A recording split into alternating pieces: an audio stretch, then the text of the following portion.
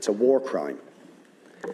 The Israeli government have brazenly, publicly and openly declared their intention to commit a war crime and have commenced that war crime against the people of Gaza, saying that they intend to starve of food, electricity, water 2.2 million people.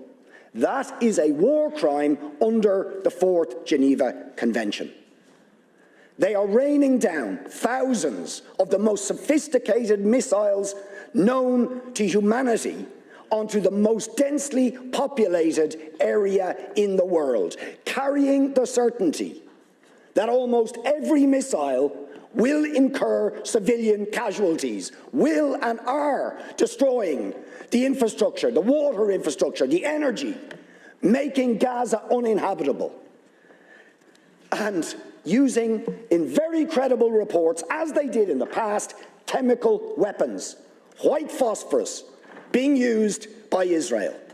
And you try to suggest there is some symmetry, some equivalence between the actions of Hamas and what Israel has been doing to the Palestinians for decades. Will you admit that the terrible loss of life and escalation of violence that we have seen in the last few days is simply a continuation of the crimes against humanity, the war crimes of the state of Israel against the people of Palestine? And it's not me saying this. You have, or you should have read, the reports of Amnesty International, which we asked you to read and act on Human Rights Watch, on the UN Special Rapporteur to Palestine, on the UN Human Rights Council, on the issue of Palestine. Do you know that the Israeli state will not even allow the UN Rapporteur on Palestine into the occupied territories, or the UN Human Rights Council in, because they know that they will bear witness to the ongoing ethnic cleansing, the ongoing illegal annexation of territory, the ongoing arbitrary detention of Palestinians without trial, the impunity when they assassinate a journalist like Shireen Abu Akleh. No justice, no sanctions. What do we actually get? The head of the most powerful state in the world, while Israel is threatening to commit war crimes against Israel, says we're going to give them more weapons and arms. We support them absolutely.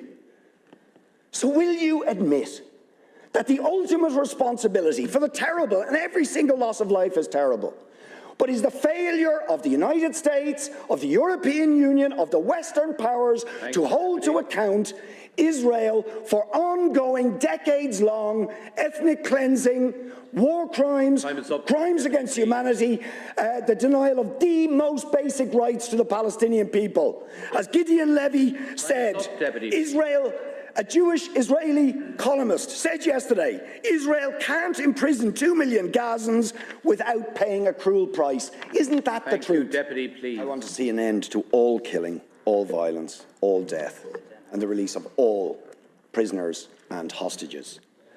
But, you see, the problem here is that I do not believe that an apartheid regime has the right to exist anywhere. I do not believe that a regime that engages in ongoing, daily, weekly, monthly, ethnic cleansing of another group of people based on their race or ethnicity, which is what Israel is doing, has the right to perpetrate those crimes. These are crimes against humanity. This is a regime for decades has denied UN resolutions calling for the right of Palestinians, millions of them, ethnically cleansed since 1948, living in refugee camps in Lebanon, Syria, Jordan, cast to the winds of the world, denied statehood, denied identity, denied history, and they have the right to return, but Israel shoots them down if they try and assert that right, as happened in the Great March of Return. Let's remember that. Peaceful demonstrations in 2018 by the people of Gaza, attempting to assert their right to return, shot down. The UN at the time called for investigations on that episode Thank you, for Deputy. war crimes and crimes against humanity. Please. Will you call for sanctions against the apartheid regime of Israel? Thank you, Will Deputy. you Time is call up, please. for the European Union and the United States to Deputy, stop you're way over arming that time regime again. to commit war crimes and crimes against humanity? Of course you Please, won't. Deputy. Of course you won't.